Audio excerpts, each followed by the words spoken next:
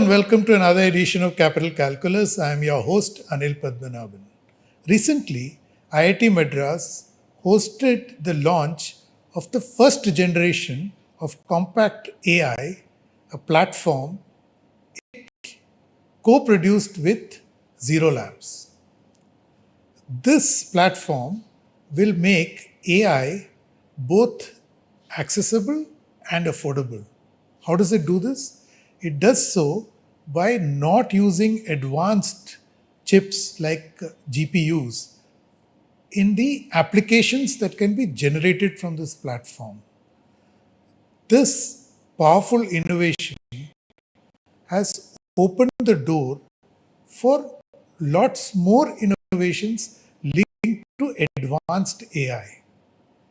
The subtext of this compact AI is that it's of a trend wherein we are seeing a collaboration between government, private sector, and academic IITs.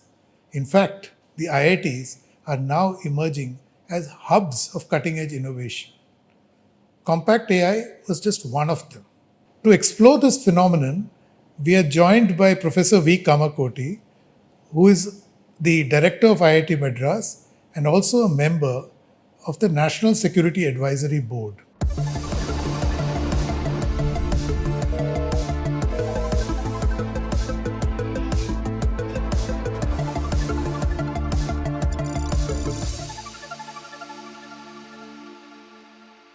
So, welcome, Professor Kamakoti.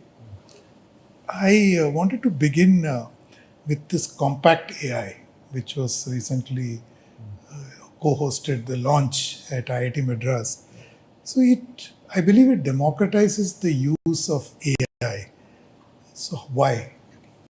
Namaste, and thank you for asking a very important question. It's the hottest topic today.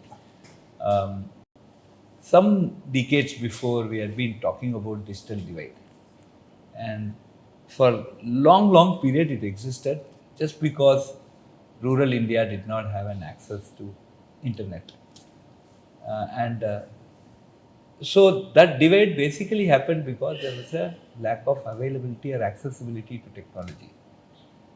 Now, with the growth of AI and many software layers, any compute system has a hardware and a software. All these software dependent upon one particular entity called GPUs, the General Purpose Graphics Processing Unit. And that GPU coming from one particular company essentially means that this technology may not be accessible to certain people, and that could possibly create what we call as an AI divide. Now, this is now being a big concern, and now we have to start reacting to that. And India being a large population with lot more users of AI, so we would want every family to have at least one user of AI. Let us assume even that for our country's prosperous outlook, AI divide is something that we cannot afford, and that's the direction where we started. And this has been in our mind for quite some time. Now, what is affordability means here? Affordability is not that I don't have the money to buy. Even if I have the money to buy, will I have the hardware delivered? This is question number one. So that is also coming under this accessibility, affordability. Second, assuming that I am able to buy, will I have the power, energy to basically power it? So this is going to be a lot of energy being gulped on this. So these are some of the very important questions that come. So this is one part of your story, why we are so excited about compact AI. The second part of the story is nature says that you could be good in one or two things. Like I teach computer architecture, I play a bit of music. I cannot be, a vidwan in, say, Tamil we have 64 kale, 64 hours. I can't be a vidwan in 64 hours. Nature itself has not allowed, meaning this. Now, we are now trying to build what we call as a large language model that is sort of sarvajnatman. It knows about everything. That is, according to me, against nature. And that is something which will not scale for sure. And it will become erroneous as we go more and more. And there is no necessity for it. So, from our side, we had been pushing on what we call as small language models or domain specific language model. So, sciences, we not say physics. Physics may be one area, but there will be a lot of relation with mathematics. So, physics, chemistry, mathematics, biology, medicine separately, architecture separately, and every aspect of engineering separately, with some related areas being pumped into it, and they develop that knowledge base. So we don't need that large system where thousands of GPUs we need to put and do that. So this domain specific language models also is very, very important, and we have to start looking at it. So now the third important thing is, in our budget this year, there is a Honorable Finance Minister. She has announced a AI Center of Excellence in Education. Now, what is one of the things is that we do not have the same quality of teachers at rural India. We do not have the same quality of teachers even in Tier 2 cities. Even in Tier 1 city, the type of teachers we see across different schools are different. And one of the important Sustainable Development Goal 4, which Swami Vivekananda told 2 centuries before, 1 century before. Now, of course, United Nations is coming. I need to give accessible, affordable, quality education for all. Now, AI can play an important role here. So, I would like to develop a science language model or 10th standard language model, 1 to 10, and that I can give it as install that model in a school, in a rural school, which may or may not have access to internet at a regular fashion, uninterrupted access to internet. And that model can be used for learning by the entire kids. It can be in their native language, their mother tongue, and we can do this. So this is one very big aspect of a center of excellence in AI for education. Now, if I want to do that, and if I want every school to buy one H100, which is some 25 lakhs, it's not going to scale. They'll not even have the power. Okay, so they are running on very, frugal infrastructure and this.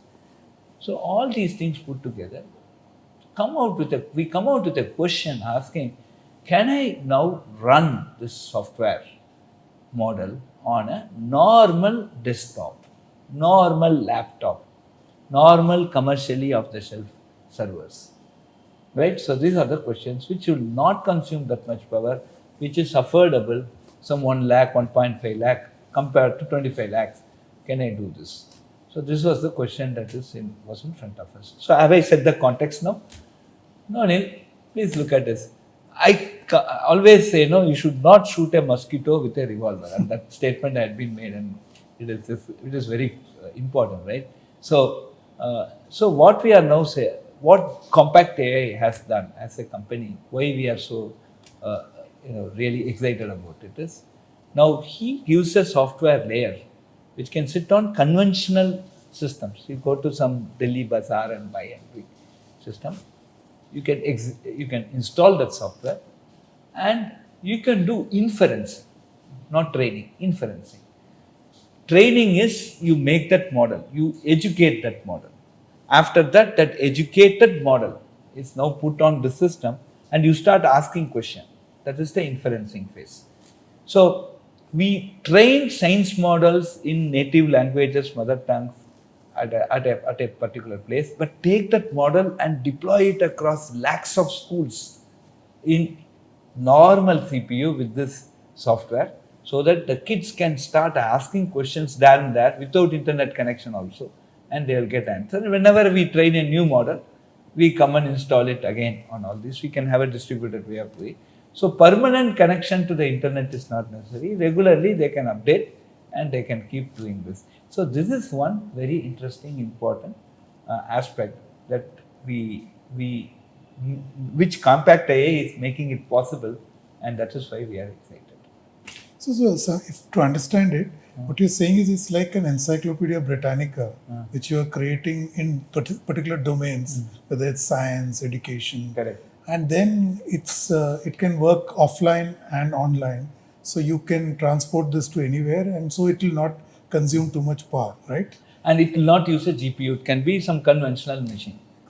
Right, conventional machine. And unlike Encyclopedia Britannica, this will also answer questions. It can be interactive, like ask questions, they answer.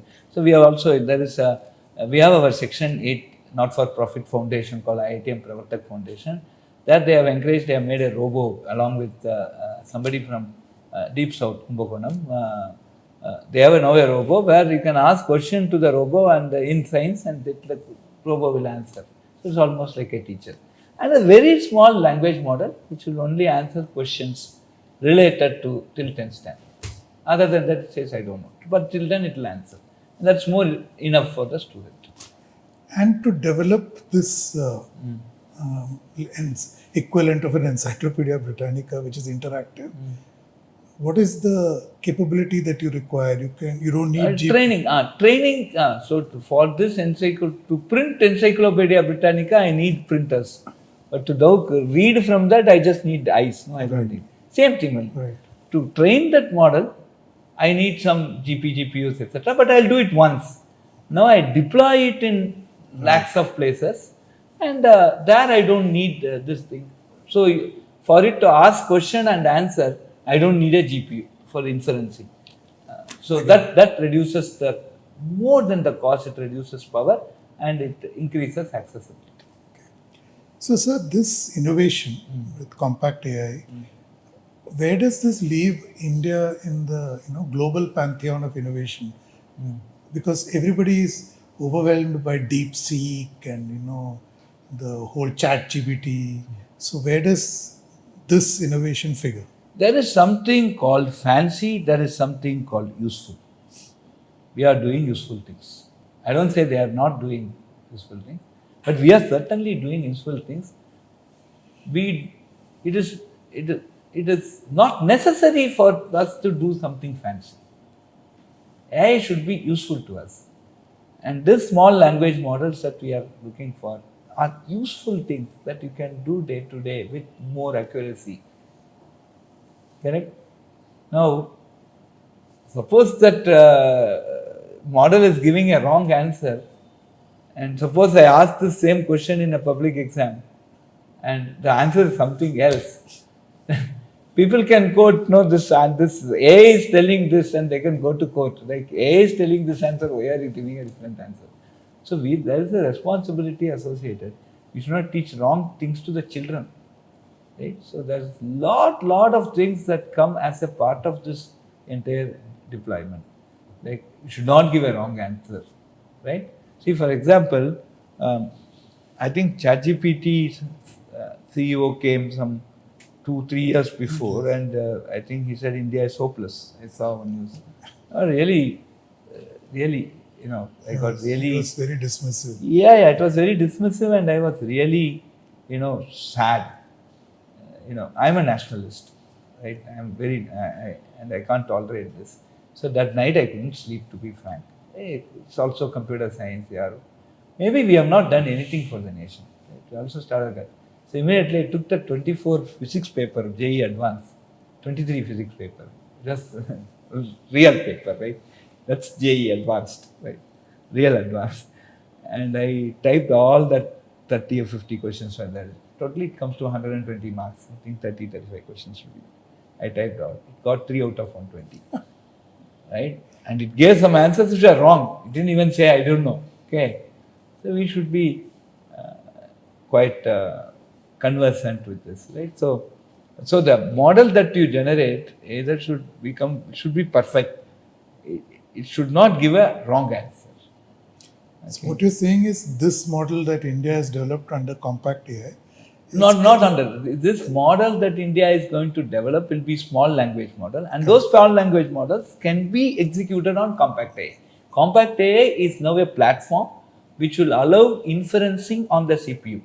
You develop any model, put it on this, it will work. So CompactAI is a middleware. And so my point is, unlike say the large LLMs like ChatGPT. In this case, the trust quotient is very high because We you're have able to to ensure. verify and vet the That data. is a characteristic of the small language model, not compact AI. Correct. Small language models, if you do, the chances that they are more accurate is high, and that's why we need strong. So I see a pattern in this. Like if you look at digital public goods that India has generated, UPI is the best example. In 2016, there were transactions in thousands. Today, there are about 18 billion transactions a month. 1,000 will happen in 1 second. Over Exactly, 1,000. like 70,000 a day, I believe. Yeah. So here are we seeing a similar thing that it was not like headline grabbing like Visa Master, but they are now left Visa Master behind. So it started small and it talked about taking transactions to the general public. Most people may not be aware that of their 18 billion, 70% of a less than 200 rupee transactions, which means average people are using it. So we do you see see a similar. Absolutely. So fancy versus useful. I give you this example always. So do useful things. That's what I tell all the startups. This year we have 104 startups in IIT Madras and it. What I tell these kids is do useful things, not fancy things. Useful will take you for long. Like UPA took 6 years, 8 years, as you told, right? Today, people, it's a silent backbone. Okay, UPA is a very silent backbone. It didn't make any Allah, nothing.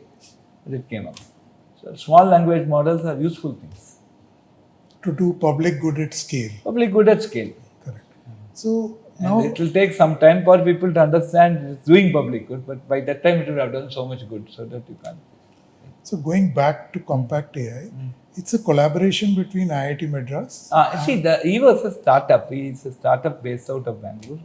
And one day they came, it was referred by Professor Sadagopan, IIT Bangalore, ex-IIT Bangalore, and one Mr. Ajay Chaudhary. So they said they're a good company, just evaluate. So from my point of view, I'm a computer architect. So I design hardware. Now, with the advent of AI, what the role of architecture was a very important thing. And nature has its own checks and balances. The power consumption, the monopoly, the non-availability, the AI divide, potential AI divide, all these things. Now said that you should have a life after GPUs.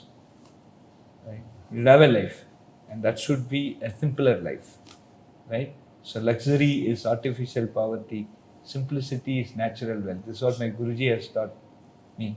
So that should be a simple way of solving this problem, and that is highly architecture dependent. So if you look at compact AI, it depends upon how my basic computer organization is. We have something called an application binary interface, that where application finally becomes a machine language and starts executing on the system. We need lot of what do you call architectural interventions, right? How much cache I use, how much threading I do, all features of architecture. Do I do prefetching? So managing the cache policies. So many things dictate the performance of things like compact AI. And so now now architecture is coming up as a concept because of the cost issues, because of the power energy consumption. So I was very happy, like architecture has a rebirth here.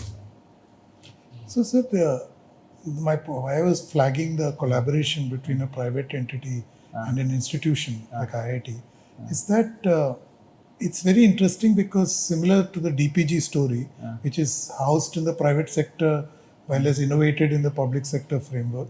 So, are we seeing the academic industrial complex emerging where such innovations of commercial use are now coming out of the IITs? Yeah. So IIT Madras, last 20 years, from my predecessor, Professor Anand, and then Professor Bhaskar, now me, we have been pushing very hard on innovation and entrepreneurship. As I just mentioned, we have 104 startups in the incubator in the last 1 year.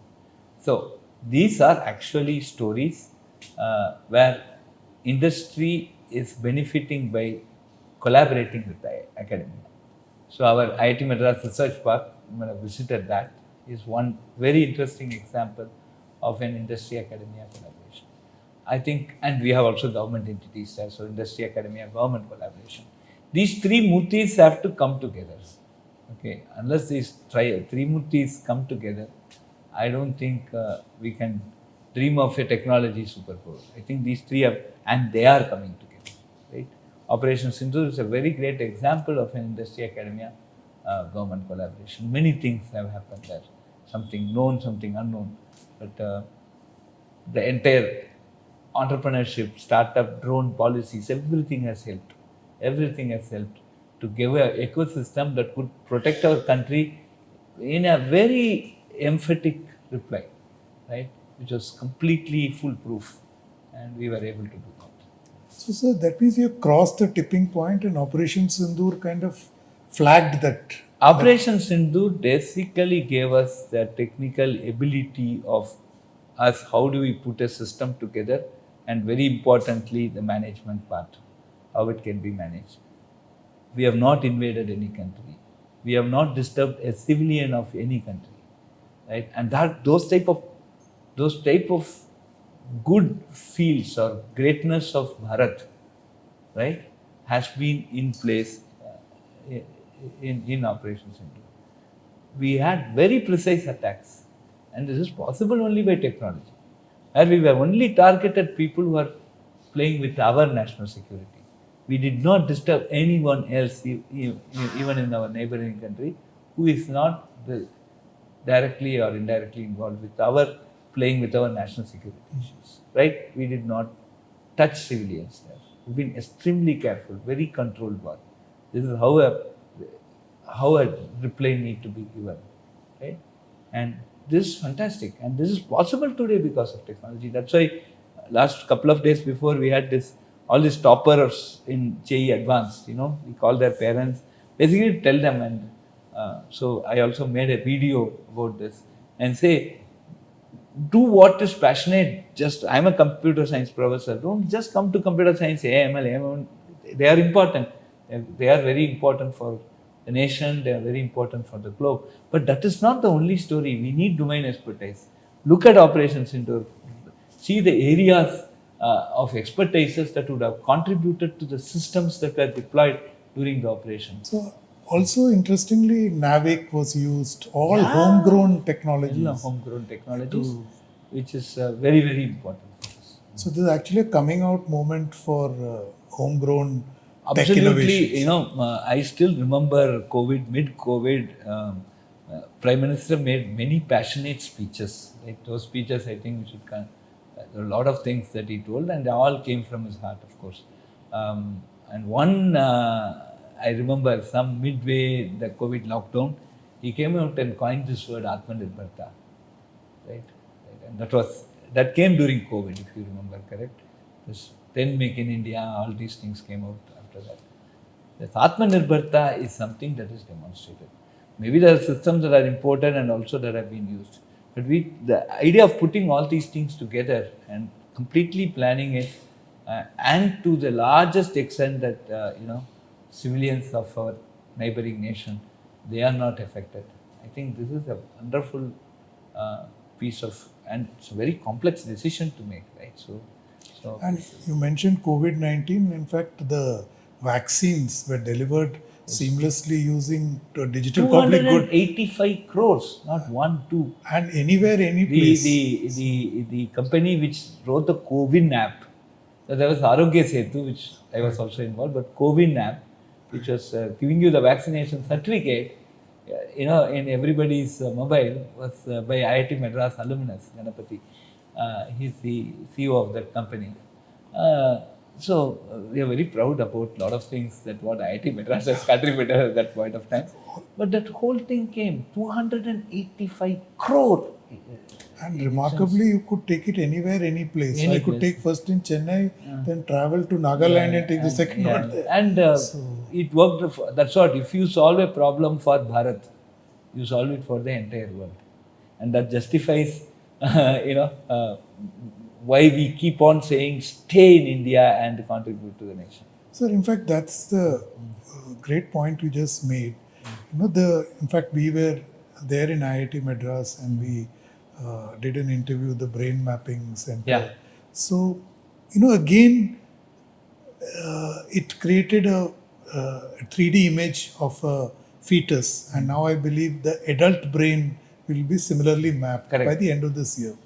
Again, this has been put in public domain. Yes. It is not kept proprietary. Correct. So there is a complete pattern, if you look at CompactAI, if you look at digital public goods like UPI, CoWIN, now your brain mapping center. So is this India's signature that we produce public goods at scale and they are open to anybody in the world? Yeah, see, there are certain technologies which we need to make commercialize and make money out of it, because that's how business runs. But there are certain things which has to be of national interest, which need to be made available of not just national interest. Our Honorable Prime Minister has talked about some very important concept when G20 came, right? I think hats off, Vasudhaiva Kudumbakam, one earth, one future, one family. See, today, if we are going to make a breakthrough, whoever makes that breakthrough for in brain, it's going to be a major contribution to the entire world. How many people are having Alzheimer's? How many people are having strokes? How many people are having Parkinson? And all these are finally governed by the brain. And you must see, how things are really working. And if we are able to give some solution for it, I think it's a big deal. So that was a very conscious decision. So we went and released the entire, it's a very complex thing.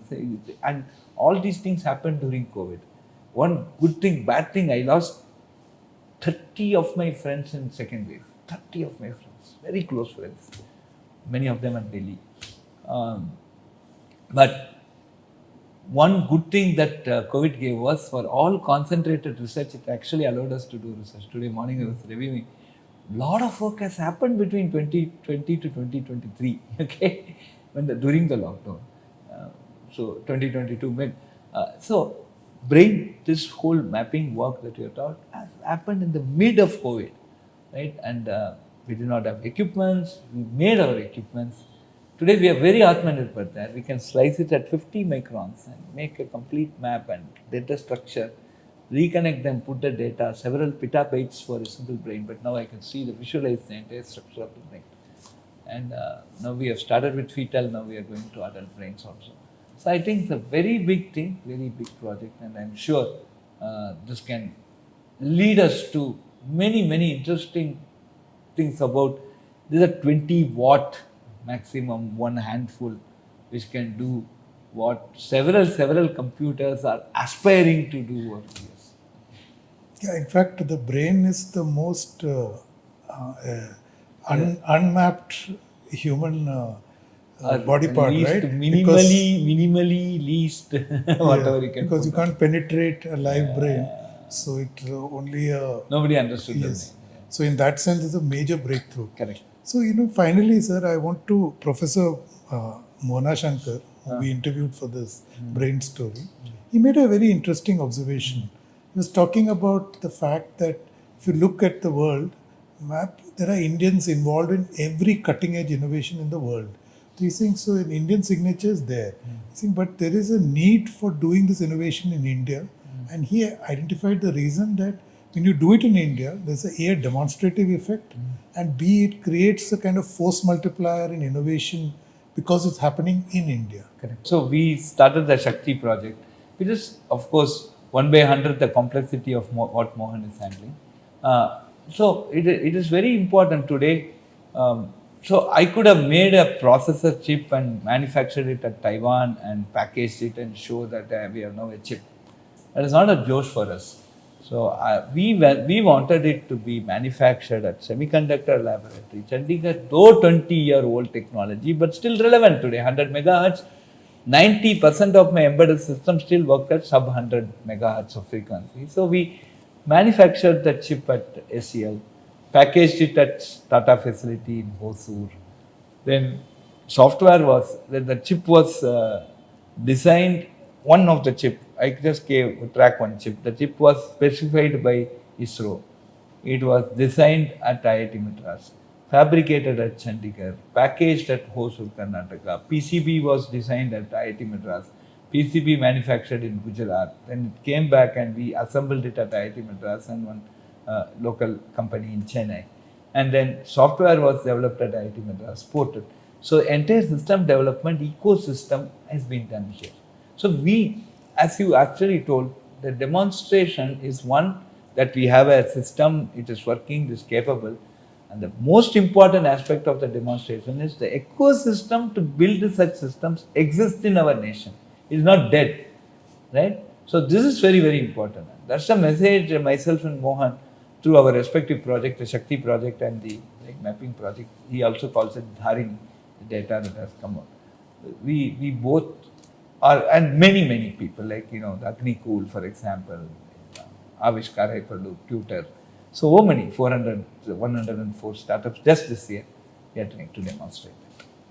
So we'll stop at that, and thank you for this conversation. Thank you. As Professor Kamakoti, in what is obviously a very insightful conversation, shared with us that the ecosystem for cutting edge innovation exists in India. In fact, Operation Sindoor was the coming out moment of this prowess and success. More importantly, India is increasingly bypassing the idea of fancy and investing in useful. KompactAI is one such example. The digital public goods prowess that India has established, typically UPI is a great example, once again reinforces the fact that India's signature or contribution to innovation is that we do things which are cost competitive, inclusive, and do public good at scale. Thank you for watching. Don't forget to subscribe to StratNewsGlobal.Tech on YouTube. Hit the bell icon so that you don't miss any updates. And please, to share your thoughts, ideas, and suggestions with us, I'm available on Twitter at Capital Calculus. I'll be back next week with another episode. Till then, stay safe.